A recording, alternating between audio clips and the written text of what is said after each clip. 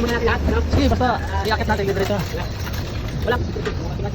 Para ba? Yung tinignan ko eh. Nasa ilalim siguro? May dalawa akong nakita dyan di 4 eh. Oo. Yan yung buo na iakit natin. Yung di 4? Ito, 2x3 ba ito na? 2x3 yan. Kasi yung alam ko. Ay, hindi. 4 to. 4 to. Yan 2x4. Yan ang buong. Bali, lahat ng mga bakal. Ay, ito pala. Buta ko.